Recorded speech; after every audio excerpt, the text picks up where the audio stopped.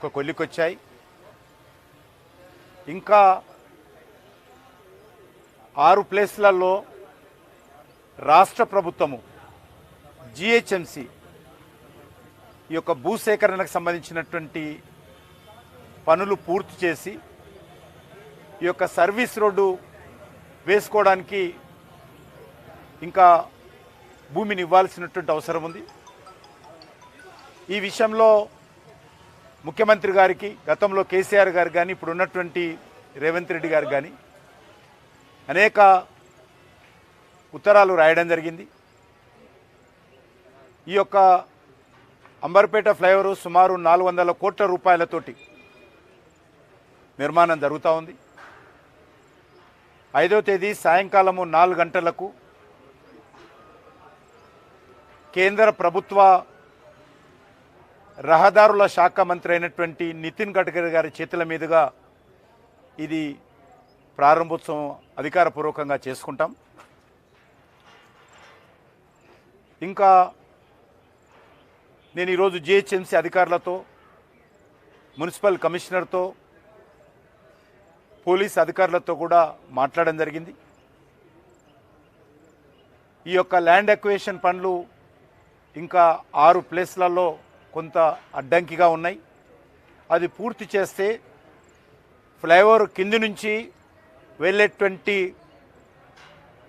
ప్రయాణికుల రాకపోకలు సాఫీగా జరుగుతాయి.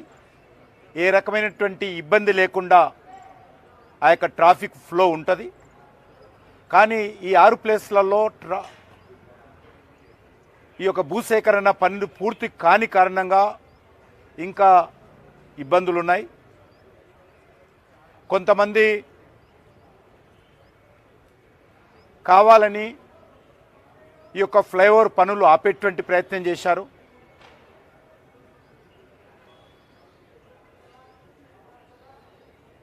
జిహెచ్ఎంసీ భూసేకరణ చేస్తున్నప్పుడు ఒక ఇంట్లో 2,53,00,000 రూపాయలు తీసుకొని ఆ స్థలాన్ని ఆ ఇంటి యజమాని జిహెచ్ఎంసీకి హ్యాండ్ ఓవర్ చేసిన తర్వాత అది జిహెచ్ఎంసీ అధికారులు డిస్మెంటల్ కూడా చేశారు.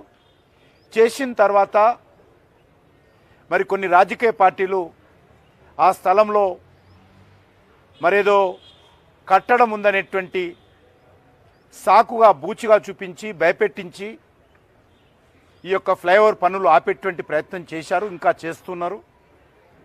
దీన్ని వెంటనే ప్రభుత్వము, రాష్ట్ర ప్రభుత్వము దీనిపైన కఠిన చర్యలు తీసుకోవాల్సినటువంటి అవసరం ఉంది. సమస్య సామరస్యకంగా పరిష్కారం చేసుకోవాలి. ఈ యొక్క రోడ్డుకు సంబంధించి గతంలో ఎన్టీ రామారావు గారు ముఖ్యమంత్రిగా ఉన్నప్పుడు మన చాదర్ఘట్టు నుంచి భూపాలపల్లి వరకు ఈ యొక్క జాతీయ రహదారి విస్తరణ చేసేటువంటి పనులు చేయడం జరిగింది. కానీ దురదృష్టకరము, అంబర్పేట చే నంబర్ దగ్గర రోడ్డుకు ఇరువైపులా ముస్లిం సమాజానికి సంబంధించినటువంటి గ్రేవ్యార్డ్స్ ఉన్న కారణంగా వాళ్ళకి ఇబ్బంది కలుగుతుందనేటువంటి అనుమానంతో ఇక్కడ అంబర్పేట దగ్గర ఈ గ్రేవ్యార్డ్ మధ్యలో ఈ యొక్క రోడ్డు వైడనింగు జరగలేదు. నేను శాసనసభ్యుడిగా ఉన్నప్పుడు ఈ సమస్య గురించి ఆలోచన చేసిన తర్వాత ఈ గ్రేవ్యార్డ్ ఇబ్బంది రాకుండా ఫ్లైఓవర్ నిర్మాణం చేస్తే రాకపోకలకు సంబంధించినటువంటి ట్రాఫిక్ ఫ్లో బాగుంటుందనే దృక్పథంతో ఫ్లైఓవరు ప్రతిపాదన చేసి కేంద్ర ప్రభుత్వంతో మంజూరు చేయించి దీన్ని నితిన్ గడ్కరీ గారి చేతుల మీదుగా భూమి పూజ చేయించాము. ఈరోజు వారి చేతుల మీదుగానే ఈ యొక్క ఫ్లైఓవరు ప్రారంభోత్సవ కార్యక్రమం చేస్తూ ఉన్నాము. ఈ యొక్క గ్రేవ్యార్డ్ దగ్గర ఆ ముస్లిం సమాజానికి సంబంధించినటువంటి వాళ్ళకి ఇబ్బంది జరగకూడదని ఫ్లైఓవర్ పెడితే మరి కొన్ని రాజకీయ పార్టీల ప్రోత్సాహంతో, కుట్రలతో అక్కడ కూడా ఇబ్బంది పెట్టారు. చివరకు డిజైన్ అంతా చేంజ్ చేసి ఆ యొక్క శ్మశాన వాటిక దగ్గర, గ్రేవ్యార్డ్ దగ్గర మరి స్టీల్ బ్రిడ్జ్ నిర్మాణానికి మరి కేంద్ర ప్రభుత్వం అదనపు నిధులిచ్చి మరి అక్కడ స్టీల్ బ్రిడ్జ్ కూడా ఆ యొక్క గ్రేవ్యార్డ్ దగ్గర రెండు వైపులా గ్రేవ్యార్డ్ ఉంటే మధ్యలో స్టీల్ బ్రిడ్జ్ నిర్మాణం చేయడం జరిగింది.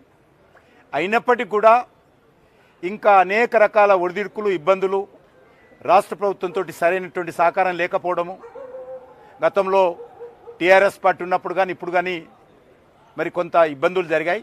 అయినప్పటికీ కూడా ఈ బ్రిడ్జ్ అనేటువంటిది ప్రజలకు ఉపయోగపడేటువంటి బ్రిడ్జ్. అందరూ రాజకీయాలకు అతీతంగా ఈ అభివృద్ధి కార్యక్రమాల్లో భాగస్వాములు కావాల్సినటువంటి అవసరం ఉంది, సహకరించాల్సినటువంటి అవసరం ఉంది. అదే దృక్పథంతో ఈ రోడ్డు పనులు మరి ఈరోజు పూర్తి చేసుకుంటున్నాం. ఇంకా కొన్ని పనులు ఉన్నాయి. కొంత రాష్ట్ర ప్రభుత్వం జిహెచ్ఎంసీ ఎంత తొందరగా సహకారం అందిస్తే అంత తొందరగా మిగిలిన పనులు కూడా పూర్తి చేస్తామని చెప్పి ఈ సందర్భంగా మనం చేస్తాం. రాజకీయ పార్టీ అంటున్నారు, ఏ రాజకీయ పార్టీ?